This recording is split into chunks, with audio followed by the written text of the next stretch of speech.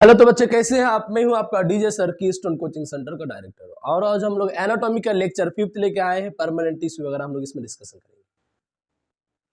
बच्चे आपको ये देखकर बोर नहीं होना कि सर आप इतना डिटेल में इतना अंदर तक पढ़ा रहे हैं। बच्चे ये आपके लिए इसे पढ़ाया जा रहा है। पहले तो हम लोग एक एक चीज को समझेंगे, जितना भी हमारे लिए रिक्वायरमेंट एग्जाम के पॉइंट ऑफ व्यू से हम लोग एक एक चीज को बेसिक से लेकर कॉम्प्लेक्स तक यानी कि डिटेल में सबको समझेंगे।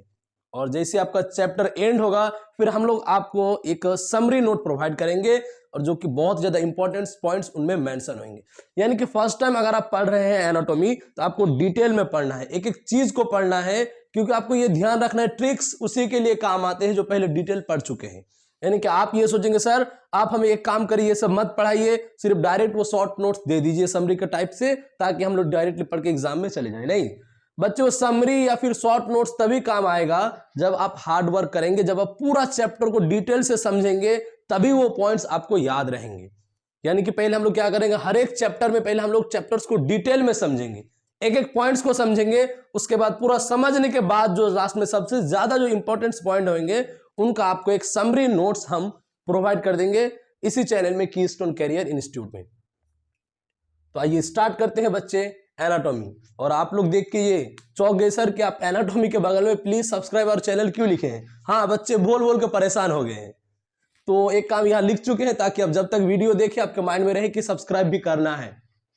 तो बच्चे प्लीज आप हमारे चैनल को सब्सक्राइब कीजिए, हमें सपोर्ट कीजिए और हमें मोटिवेट कीजिए। चलिए आगे बढ़ते हैं एनाटॉमी का लेक्चर 5th में, परमानेंट टिश्यू। हाँ बच्चे ये हमने क्या लिखा है, परमानेंट टिश्यू। मेरिस्टेमेटिक टिश्यू पर हमने वीडियो अपलोड कर दिया था, वो सब जितना भी था तामझाम खत्म हो चुका है। अब एक नया टॉपिक है जिसका नाम क्या है, परमानेंट टिश्यू। नाम से ही आपको पता चल गया परमानेंट का मतलब क्या है, फिक्स। परमानेंट का मतलब क्या है, फिक्स, जो आगे डिवाइड नहीं करेगा उसको परमानेंट बोलते हैं, जो फिक्स हो चुका है।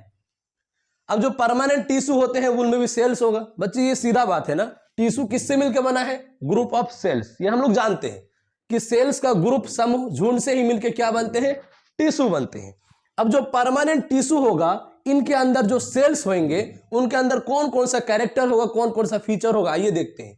परमानेंट टिश्यू में जो सेल्स होगा, पहला क्या है, लॉस्ट डिवीजन पावर। यानी कि परमानेंट टिश्यू में जो सेल्स होगा ये डिवीजन पावर खो देगा, यानी कि सेल्फ 1 से 2, 2 से 4 होने का पावर खो देंगे ये लोग। यानी कि परमानेंट टिश्यू के सेल्स को जब आप लोग देखेंगे तो आपको ये मिलेगा कि वो रेस्ट में मिलेगा, वो डिवाइड नहीं करता।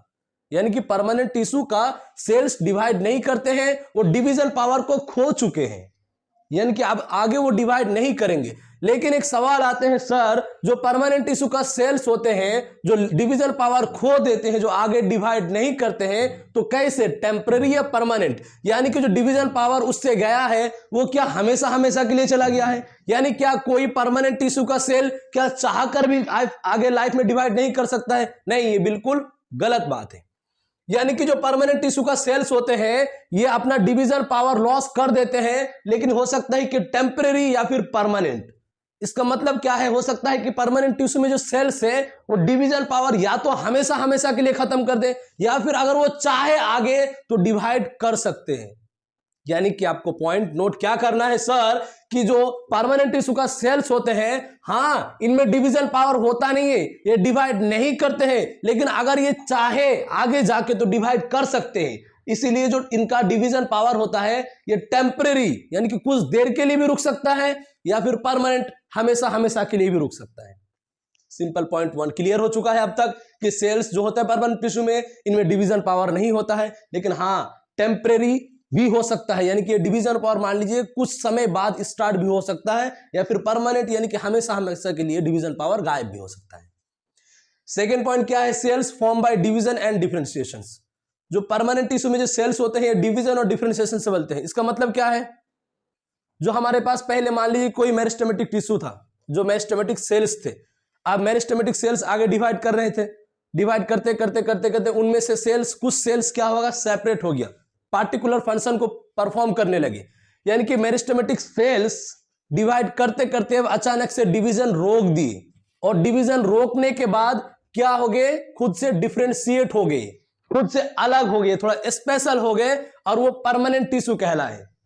यानी कि जो हमारे परमानेंट टिश्यू का जो सेल्स होते हैं ये कभी ना कभी मेरिस्टेमेटिक टिश्यू का सेल्स होया करते थे। हाँ, आपको याद रखना है, परमानेंट टिश्यू बेटा कहीं से टपका नहीं है सर, अचानक छत से डायरेक्ट परमानेंट टिश्यू नहीं, ऐसे ये टपकते नहीं है, एक दूसरे से कोरिलेट है। यानी कि जो परमानेंट टिश्यू का सेल्स है उन्होंने कहीं मेरिस्टेमेटिक टिश्यू का सेल्स था, मेरिस्टेमेटिक टिश्यू का सेल्स डिवीजन करते करते डिवीजन स्टॉप हो गया और वही धीरे धीरे परमानेंट टिश्यू का सेल्स में कन्वर्ट हो गए।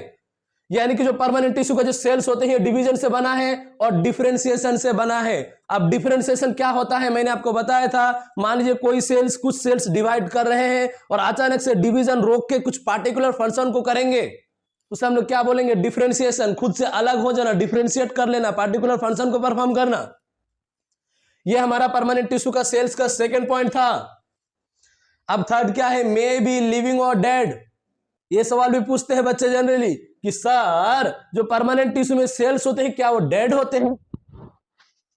बच्चे के माइंड में आया कहां से क्या? हाँ, ये सवाल कुछ बच्चे पूछते थे कि सर ये हमारे माइंड में डेड इसलिए आता था क्योंकि हमें ऐसा लगता था कि जो परमानेंट टिश्यू में सेल्स होते हैं वो तो डिवीजन करेंगे नहीं, आगे डिवाइड करेगा नहीं।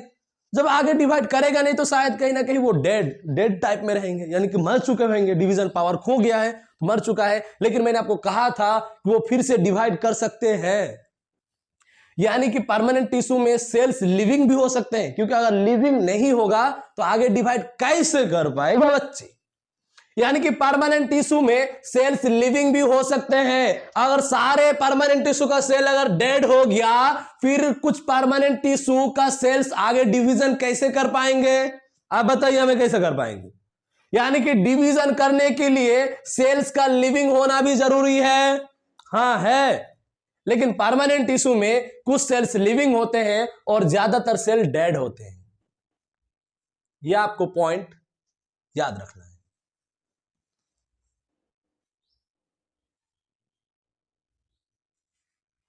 परमानेंट टिश्यू में जो सेल्स होते हैं, या फिर सिंपली सबसे आसान ये है, आप ये याद रखिए, इनका सेल्स लिविंग और डेड दोनों हो सकते हैं।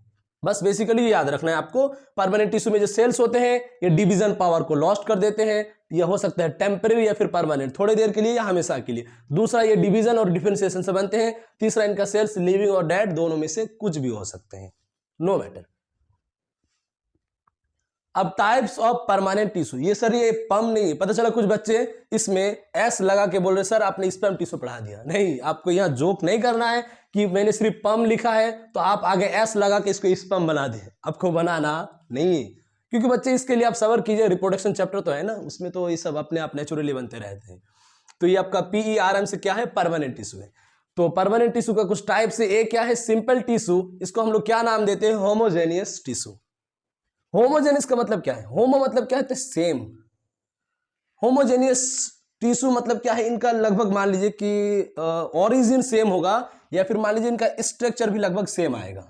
होमो का मतलब सिंपल होता है सेम होना, यानी कि सिंपल टिश्यू में जितना भी सेल्स होगा इनका स्ट्रक्चर मान लीजिए सिमिलर होगा और कॉमन फंक्शन होगा। दूसरा क्या है, कॉम्प्लेक्स, नाम से ही कॉम्प्लेक्स दिख रहा है।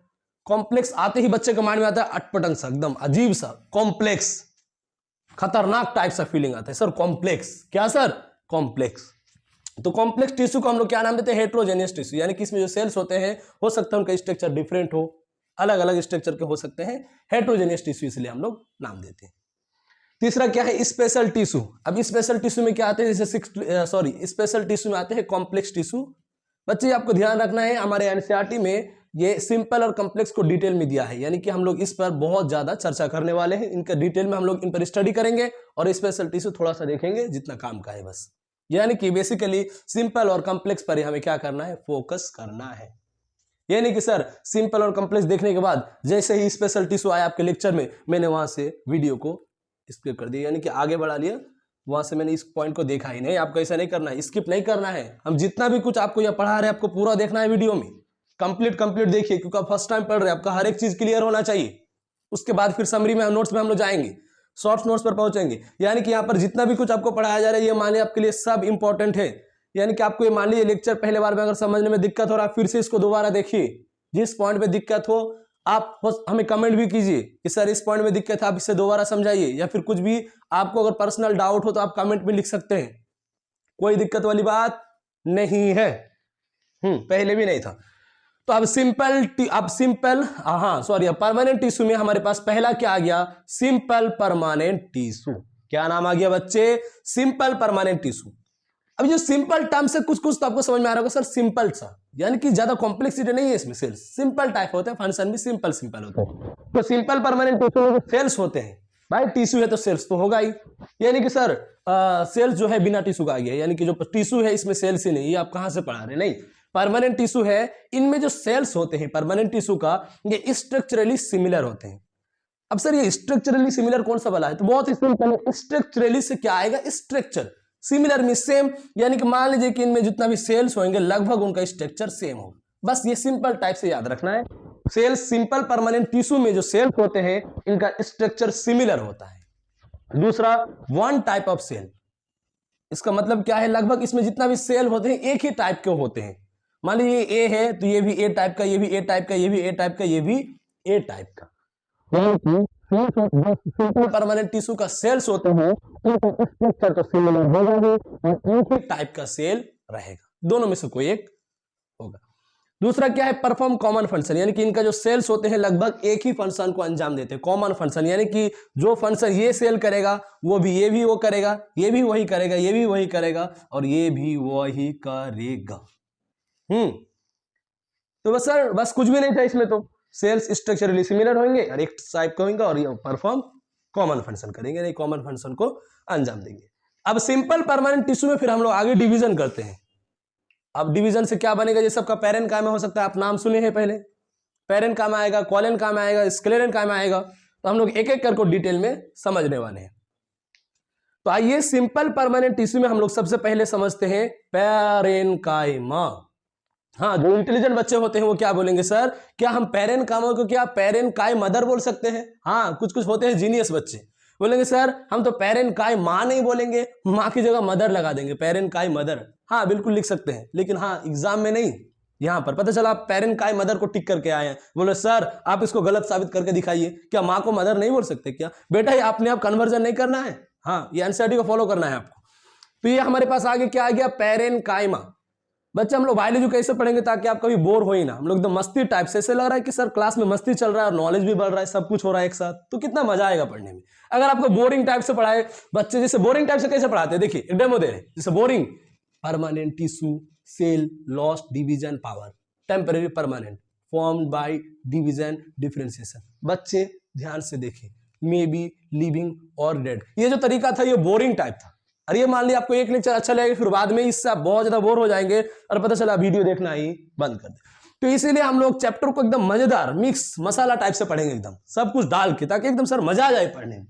इसे बायोलॉजी पढ़ के सर दिल खुश हो जाए, एकदम इतना मजा आए पढ़ने में, ताकि हर टाइम मन करे सर आपका लेक्चर देखो, लोग उसी टाइप से पढ़ाएंगे और आपको नॉलेज भी मिलेगा, सब कुछ मिलेगा। आइए स्टार्ट करते हैं, पैरेनकाइमा। ये जो पैरेनकाइमा टिश्यू है सिंपल परमानेंट टिश्यू का एक पार्ट है। पैरेनकाइमा को क्या बोलते हैं, वेरी प्रिमिटिव टिश्यू टाइप। हाँ, वेरी प्रिमिटिव टाइप। प्रिमिटिव का मतलब क्या है,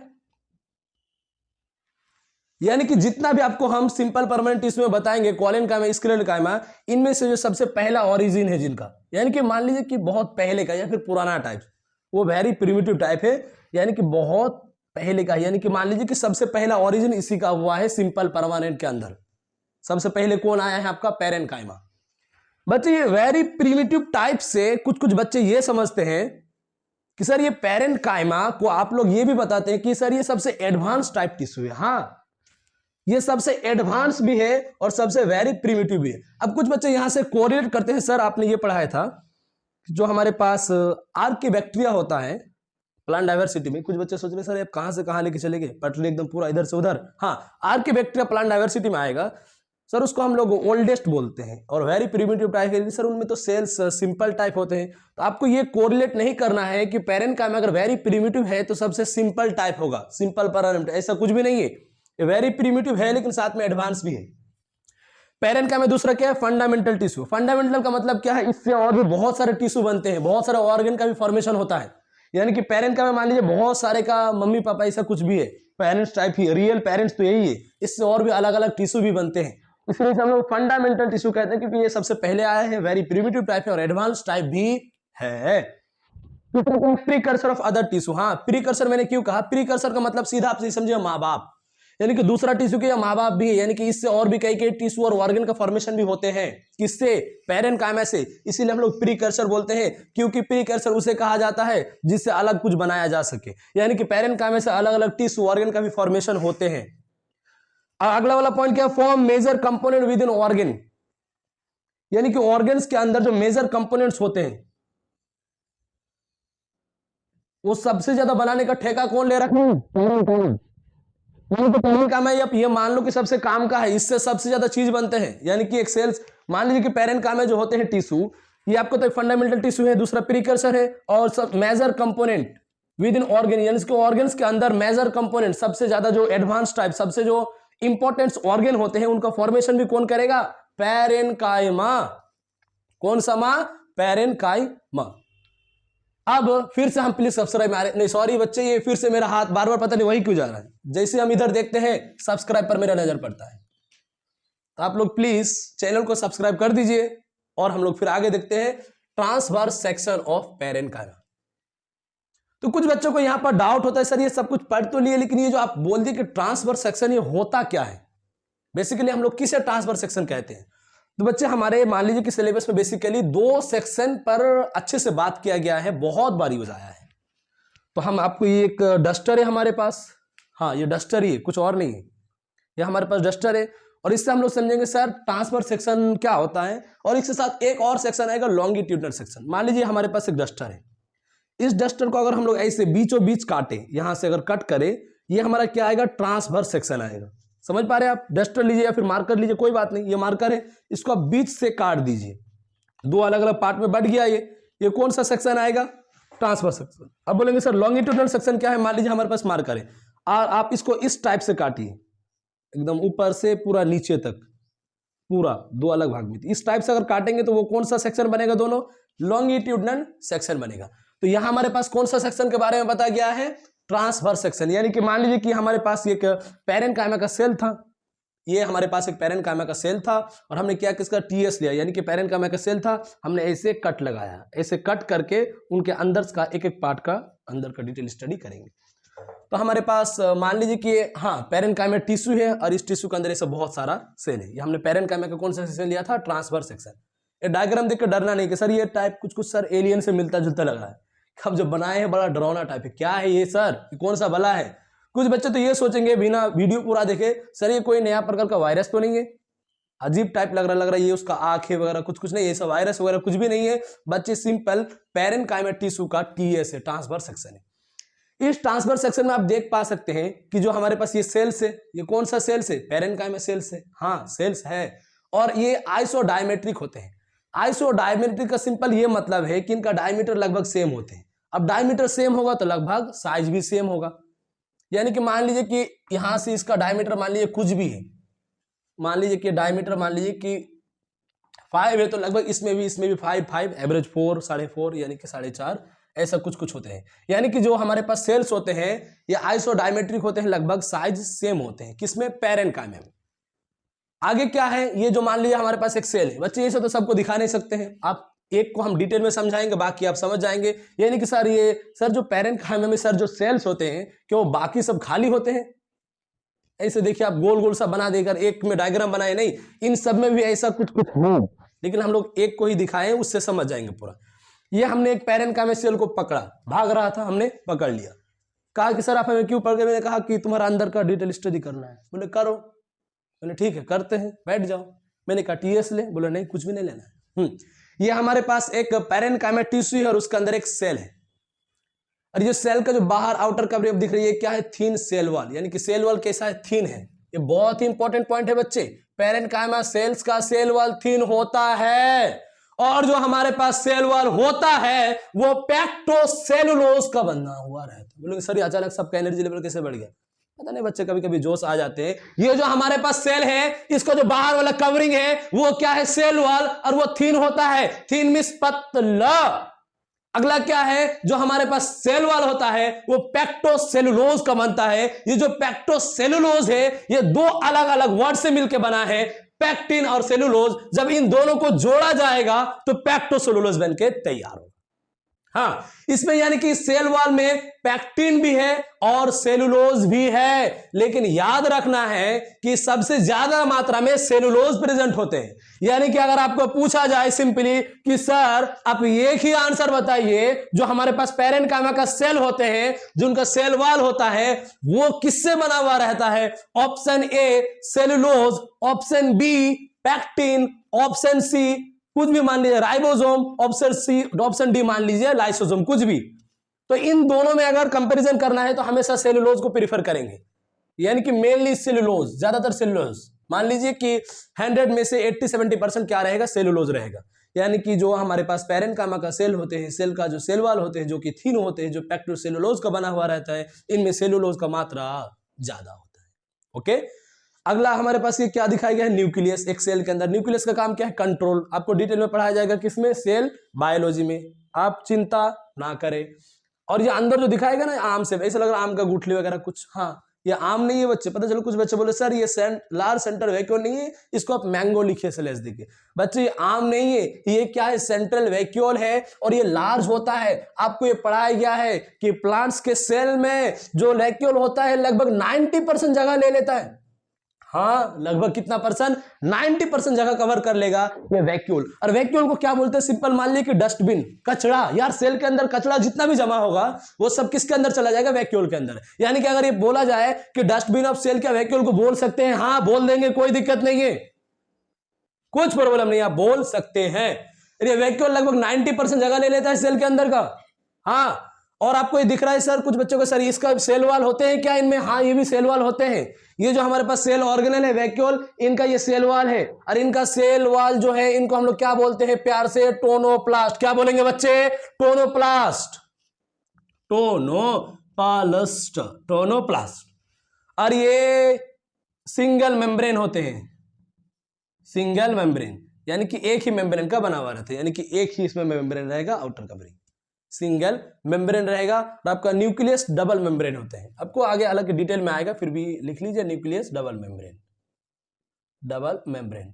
अब जब नोट्स बनाए तो इसको जरूर मेंशन करें कि न्यूक्लियस डबल मेम्ब्रेन होते हैं, और वैक्यूल का जो मेम्ब्रेन होता है कवर, उसको हम लोग टोनोप्लास्ट बोलते हैं, और सिंगल मेम्ब्रेन होता है।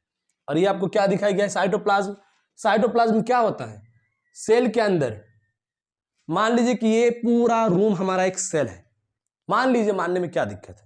ऐसे तो हम लोग मान मान के बड़ा हो गए हैं, बचपन से 55 तक मनवाया जा रहा है हमको। हाँ, फिजिक्स में, केमिस्ट्री में, हर जगह मानना तो पड़ेगा ही। मान लीजिए कि एक सेल है, और ये सेल के अंदर ये जितना भी जगह है जो आप देख रहे हैं ना, जहां पर हम लोग वीडियो वगैरह बना रहे हैं, जहां पर सब कुछ है, यानी कि जहां पर सब काम चले, जहां पर सब एक्टिविटी चले, सब काम हो, उस जगह को क्या बोलेंगे? साइटोप्लाज्म।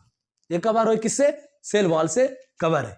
कवर है कि नहीं? हाँ, ये सेल वॉल है। और जो अंदर का जगह है जहां पर सब काम होते हैं, उसको हम लोग क्या बोलते हैं बच्चे? साइटोप्लाज्म बोलते हैं। यानी कि साइटोप्लाज्म वो जगह है जहां पर ऑल सेलुलर एक्टिविटी परफॉर्म होते हैं, यानी कि सेल से रिलेटेड जितना भी एक्टिविटी है, एनर्जी बनाना, खाना बनाना, सब किसके अंदर होगा बच्चे? साइटोप्लाज्म के अंदर होगा।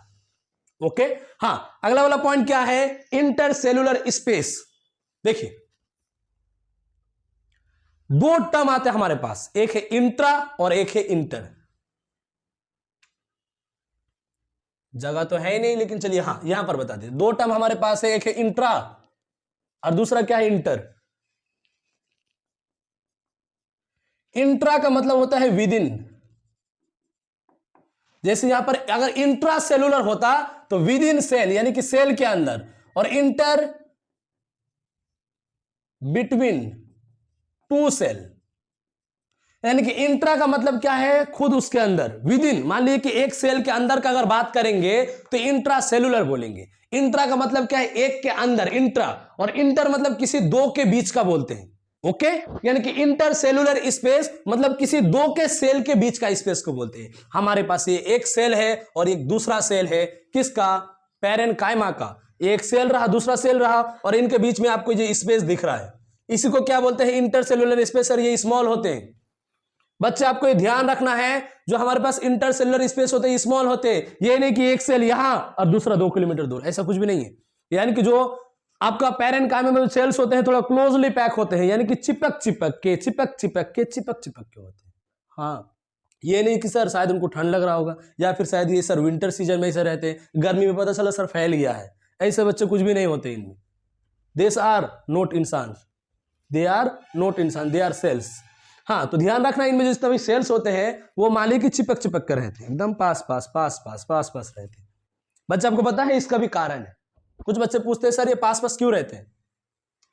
इसका भी क्या कारण है, ताकि पास पास जितना ही लोग रहेंगे अपना अंदर का मटेरियल आसानी से एक्सचेंज कर पाएंगे। मान लीजिए कि ये सेल ए था और ये बी था और इसको किसी चीज का जरूरत था, तो ये लोग जितना पास होगा एक दूसरे से मटेरियल उतना आसानी से एक्सचेंज कर पाएगा। मान लीजिए कि ए यहाँ है यार, बी यहाँ है, यार भाई मटेरियल कैसे नहीं, भाई मटेरियल चाहिए, बोल रहा है कि कैसे देंगे, नहीं दे सकते, बोल रहे कि उधार ले लो किसी से।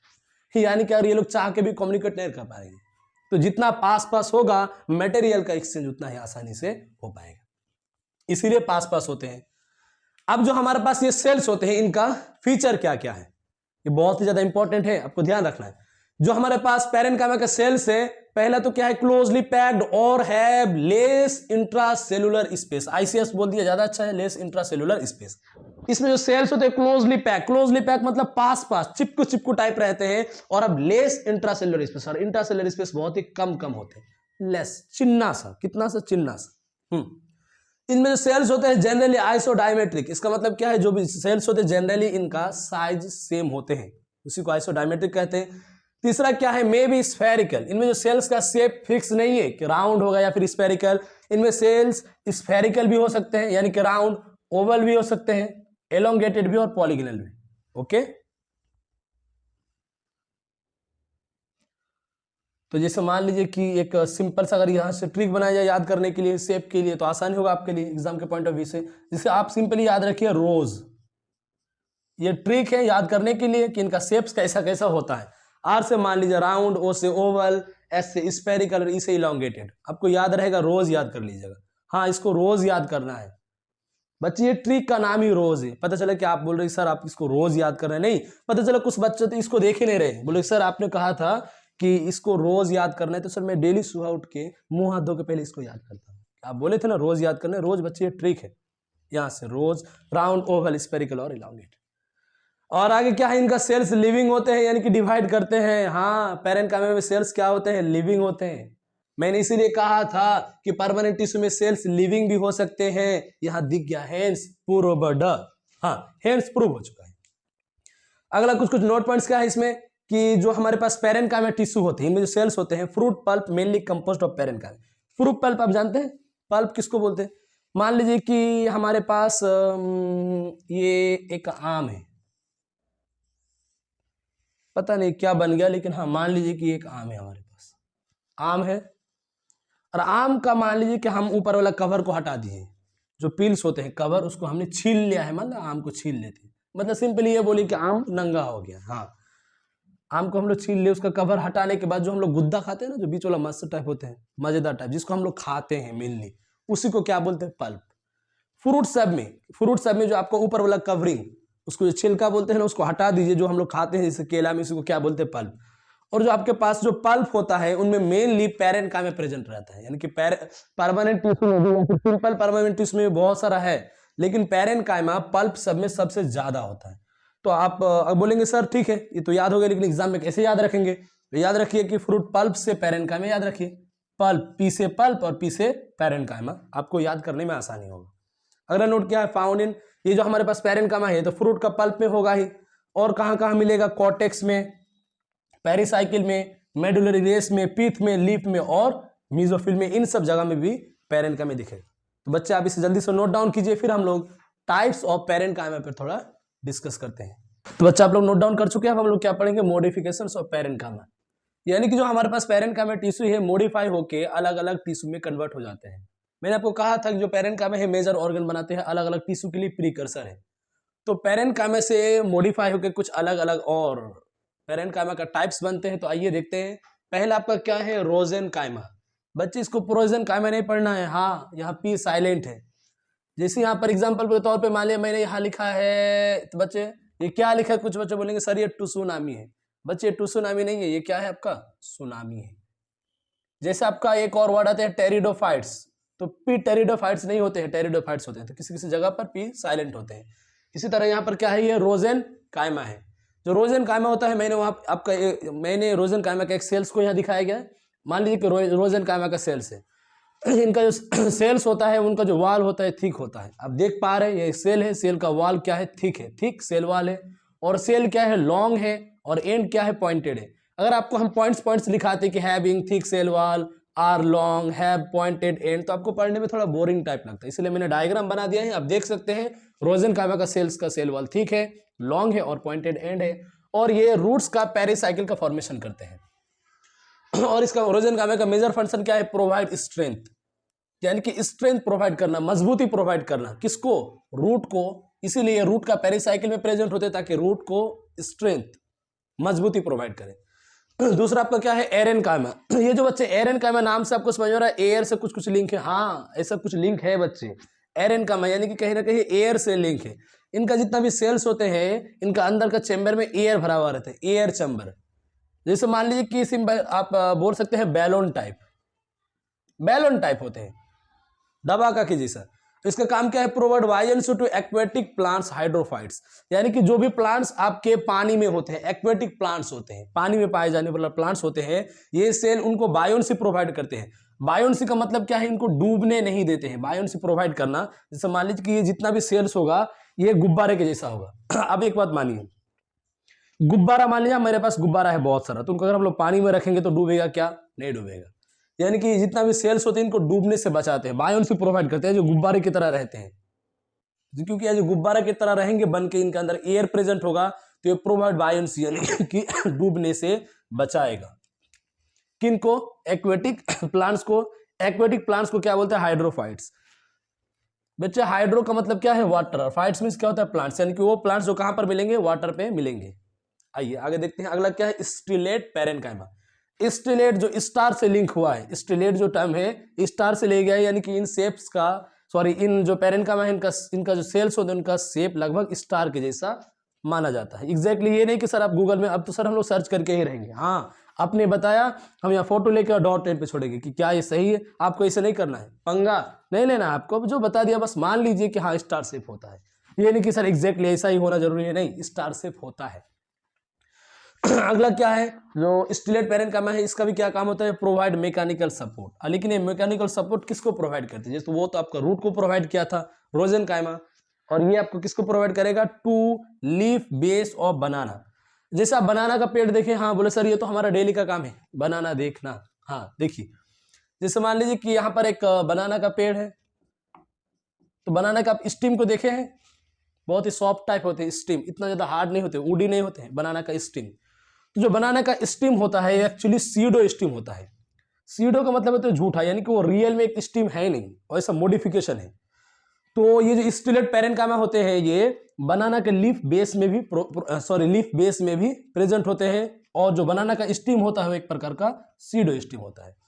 इसका भी काम क्या है, प्रोवाइड मैकेनिकल सपोर्ट। अगला क्या है आपके पास, क्लोरेनकाइमा। क्लोरेनकाइमा नाम से ही लिंक है, क्लोरोप्लास्ट से लिंक है।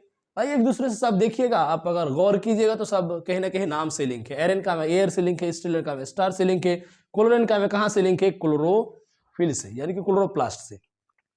जो क्लोरेनकाइमा होते हैं इसमें मच मोर क्लोरोप्लास्ट होते हैं, मच मोर क्लोरोप्लास्ट, यानी कि क्लोरोप्लास्ट का संख्या इसमें बहुत ही ज्यादा होता है।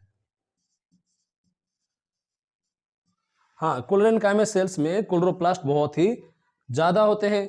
उसके बाद ये कहां पर होगा आपका, mesophyll of cell, sorry leaves. Leaves में दो आपको सेल पढ़ाया जाएगा, मीजोफिल सेल, पैलासाइड वगैरह, स्पॉन्जी टिश्यू, अलग अलग ये सब पढ़ाया जाएगा डिटेल में, आप चिंता मत कीजिए आगे आएगा। सिंपली याद रखिए क्लोरेनकाइमा में क्लोरोप्लास्ट एबंडेंट होते हैं, बहुत ज्यादा होते हैं। और क्लोरोप्लास्ट का काम क्या है, फोटोसिंथेसिस, खाना बनाना, सूरज की रोशनी, CO2 और पानी की मदद से खाना बनाना, उसी को क्या बोलते हैं, फोटोसिंथेसिस। फोटोसिंथेसिस कौन करेगा, क्लोरोप्लास्ट। और क्लोरेनकाइमा के अंदर क्लोरोप्लास्ट बहुत ही ज्यादा होते हैं और मीजोफिल्स ऑफ सेल्स में पाए जाते हैं।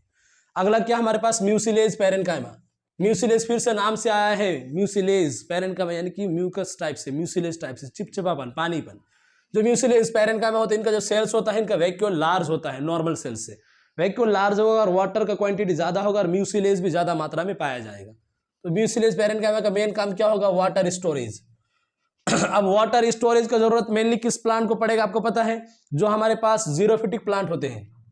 जीरोफिटिक प्लांट का मतलब क्या है? ये वो प्लांट जो पहाड़ी इलाका में मिलते हैं, जहां पर पानी का कमी है, जो बालू एरिया में पाए जाते हैं, जो भी प्लांट होते हैं रेगिस्तान वगैरह में, जिनके जहां पर वाटर का बहुत ज्यादा कमी है, तो इन प्लांट्स के लिए एक चैलेंजिंग होता है वाटर कंजर्व करना, क्योंकि अगर ये वाटर को बहुत ज्यादा वेस्ट करेंगे तो ये जिंदा नहीं रह पाएंगे। तो जो भी जीरोफिटिक प्लांट होते हैं पहाड़ी इलाका में, रेगिस्तान में रहने वाले प्लांट, उनके लिए वाटर कंजर्व करना बहुत ही ज्यादा जरूरी है, क्योंकि ऐसे ही आसपास में वाटर बहुत कम है, वाटर लेवल, इसीलिए उनको वाटर कंजर्व करना जरूरी है। तो उस टाइम में हेल्प करेगा कौन?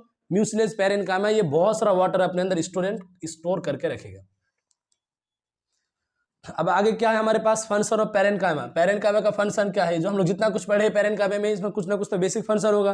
पेरेन्काइमा का बहुत सारा फंक्शन है। ये एक फंडामेंटल टिश्यू है, यूनिवर्सल टिश्यू है, very primitive types of tissue है। कौन? पेरेन्काइमा। याद रखेंगे, fundamental, very primitive, previous type, या फिर मान लीजिए advance type, universal, real, living, differentiation, सब किसके लिए कहा गया है? पेरेन्काइमा के लिए। इसका फंक्शन क्या है? स्टोरेज। मैंने आपको बताया स्टोरेज करने का भी काम करते हैं, वाटर स्टोरेज, म्यूसिलेज पेरेन्काइमा, आप देख सकते हैं। दूसरा काम है फोटोसिंथेसिस, किसने किया? क्लोरेन्काइमा, हाँ ये इसका फंक्शन है। तीसरा काम क्या है? सिक्रीशन, ये भी आएगा, इसका काम क्या होता है? सिक्रीशन का भी काम होता है। लेकिन अगर ये आपसे सवाल पूछा जाए एग्जाम में, नीट में मान लीजिए सवाल आया है कि बच्चे आप ये बताइए, जो हमारे पास पेरेन्काइमा होता है इसका मेन फंक्शन क्या है? सबसे ज्यादा मेन, सबसे इंपॉर्टेंट, ये सारा एनसीईआरटी में मेंशन है, सबसे ज्यादा मेन फंक्शन होता है फूड स्टोरेज। फूड का स्टोरेज करना ये मेन फंक्शन है पेरेन्काइमा का।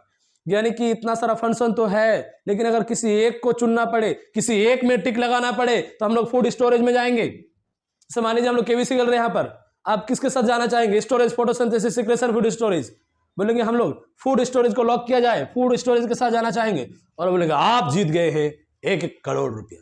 यानी कि मेन फंक्शन क्या आएगा? फूड स्टोरेज आएगा, यानी कि ज्यादातर पल्प में प्रेजेंट होते हैं। मैंने आपको बताया था फ्रूट के पल्प, जो पार्ट को हम लोग ज्यादातर खाते हैं बेसिकली। अगले क्या है? Some cell store waste material. Parenchyma का कुछ सेल्स वेस्ट मटेरियल, कचरा वगैरह को स्टोर करते हैं, उन्हें इडियोब्लास्ट सेल कहते हैं। बच्चा हमारे यहाँ पर पेरेन्काइमा खत्म हो चुका है। सिंपल परमानेंट टिश्यू में पेरेन्काइमा, यहाँ पर जितना भी पॉसिबल टाइप था, हर कॉन्सेप्ट को हमने डिस्कस किया है डिटेल में, एक एक करके। तो आपको पूरा लेक्चर अच्छे से देखना है पूरा, इसमें आपका पेरेन्काइमा से रिलेटेड हर डाउट क्लियर हो जाएगा। अब बच्चे फिर से हम लोग मिलते हैं नेक्स्ट लेक्चर में। धन्यवाद, खुश रहे, मस्त रहे, और चैनल को धीरे धीरे सब्सक्राइब करते रहें। आइए, थैंक्स, मिलते हैं नेक्स्ट लेक्चर में। धन्यवाद।